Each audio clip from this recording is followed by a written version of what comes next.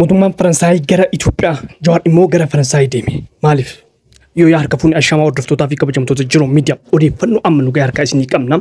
Odeeffannoo keenya har'aa Jawaar gara Faransaay akka deemeedha kan himamaa jiru. Kan biraa immoo pirezidaantiin biyya Faransaay gara Itoophiyaa akka deemeedha kan himamaa jiru.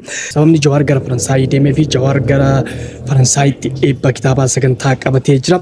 Mootummaan Faransaay immoo sababni gara Itoophiyaa deemee fi dhimma waloo irratti waliin mari'achuudhaaf Dr. Abiy gara Itoophiyaatti yaamee Itoophiyaa akka daawwataa jirudha kan himamaa jiru. Osoo odeeffannoo keenya pirezidaantii Faransaay fi Jawaar Mohammeditti osoo isiniin dabarsin dura odeeffannoo takkatu jira. Odeeffannoo ololaa tan miidiyaa tanarra deemaa jirtu mee odeeffannoo san dhageeffannee walitti haa deebinu.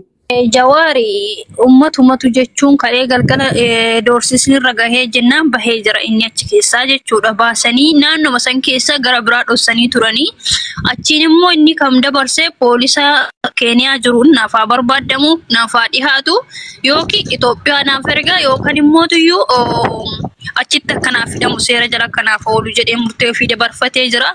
Garuu oollee bullee ilaalla mootummaan Keeniyaallee akkamitti dabarsee hayyuu kana hayyuu addunyaadhaa akka kennu oollee bullee ilaalla. Odeeffannoo nama dhageessan kun odeeffannoo sobaati. Odeeffannoo sobaa kan olola miidiyaa irra deemaa jirudha. Namoonni gariin waan Jawaar yaadan fakkaatanii wantoota hin taane Jawaar irratti kaayuun sirrii miti. Jawaar kaleessa doosni tokkollee kan irra gahee hin jiru. Innis gara Awurooppaa imalee jira. Garuu doosni tokkollee irra gahee hin jiru. Kitaabni dhoowwame eeyyan kitaabni dhoowwamee jira. Garuu doosni Jawaar Mohammed irra gahee tokkollee hin jiru. Kitaaba kan dhorge mootummaa Itoophiyaati. Mootummaa Keenyaa wajjin walii galee garuu doosni tokkollee kan isarra gahee hin jiru. Warroonni odeeffannoo sobaa miidiyaa irra hafarsitanii waan Jawaar yaadan fakkaatanii Jawaar yaadanii osoo hin taane Jawaar irratti yaadaniiti. Maqaa Jawaariitiin warra daldalataaru malee warra Jawaar yaadee miti. Kana beekuun barbaachisaadha. Jawaar irra doosni tokkollee hin geenye haga ammaatitti kinoo fuula Facebook isaa irratti seentanii ilaaluu dandeessanii Jawaar Mohammed barreessaa jira. Doosni tokkollee irra hin geenye jedhee jira. Yeroodhaaf darbee malee kitaabnis inni eebbifama biyya keenyaa keessatti dhimma nageenyaatiin wal qabateeti malee wanti tokko doosni tokkollee isarra gahee hin jiru. Kana beekuun barbaachisaadha. Namoonni odeeffannoo akkanaa dabarsitan osoo irraaf qusattanii wayyaa isinii jechumaa fi hawaasni keenyas odeeffannoo akkanaa dhageeffachuu irraa akka of qusattan dhaamsa keenya guddaadha.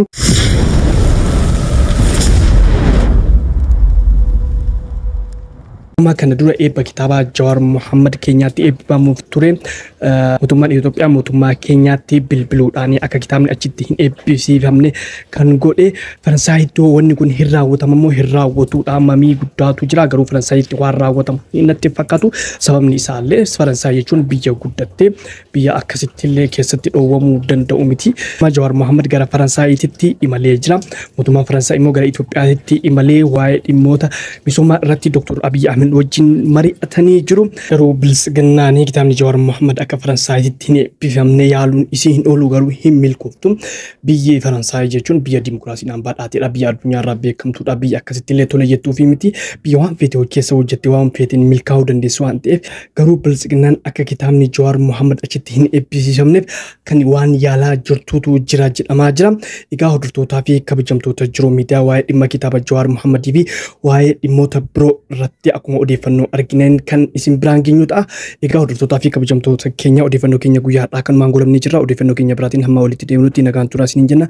Namoonni jiru miidiyaadhaaf haaraa taatan yookaan subscribe hin godhine subscribe gochuudhaan maatii jiru miidiyaa akka taatan isiniin jenna. Akkasuma like share gochuudhaan nu jajjabeessaan dhaamsa keenya waan wajjin turtaniif galatoomaa ulfaadha.